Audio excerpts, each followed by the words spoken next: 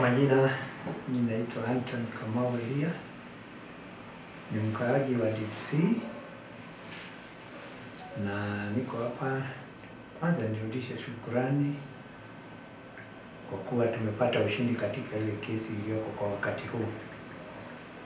Hata tulikuwa tumekufa moyo kwa vile hii kesi ilikuwa imekaa muda mrefu, lakini kutokana na usaidizi tuliokuwa tukipata kwa wale waliokuwa wakifuatilia, tunasema ni asante sana, kwa sababu tuna ushindi. Hata tulipoeleza watu kwa kijiji tumepata ushindi, kulikuwa na furaha tele na nyingi kwa watu wote, kwa sababu hata wengine walikuwa wamekufa moyo juu yake.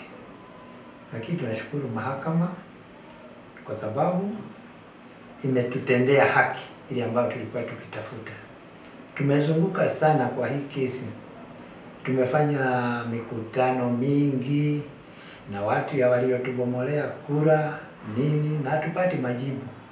Mpaka karibu tulikuwa tumekufa moyo, sio karibu, lakini tulikuwa tu tunangojea tukisema Mungu atatenda, na tunawaombea wale waliokuwa wakifuatilia nguvu ili wapate ushindi, na umepatikana.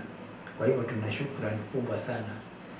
Hata ingawa nasema isipokuwa ni koti, serikali haikuwa na haja na sisi, kwa sababu wakati inakuja inakubomolea, inakuachilia bila pahali pa kwenda. Hiyo ni madhara kubwa sana kwa mwananchi ambaye ni citizen wa hii nchi. Nafikiria katiba yetu inasema unapobomolea mtu au unapomtoa pahali alikuwa akiishi, umuonyeshe makao mbadala.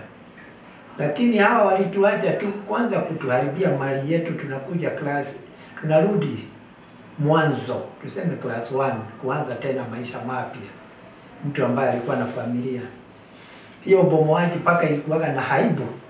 Tulipobomolewa hatukuwa tayari ati mtu ataenda pahali fulani, ikatuharibia paka ndoa zetu kwa manyumba. Unaona sasa unabomolewa. Kama mimi ni mzee ambaye sasa na miaka 67, lakini sasa inabidi nitoke nyumba ndio watoto walale pahali nimepewa pa kulala na majirani. Inabidi nilalage nje, kwa sababu siwezi lala hapo. Wajukuu wangu wako hapo na watoto wangu na mama.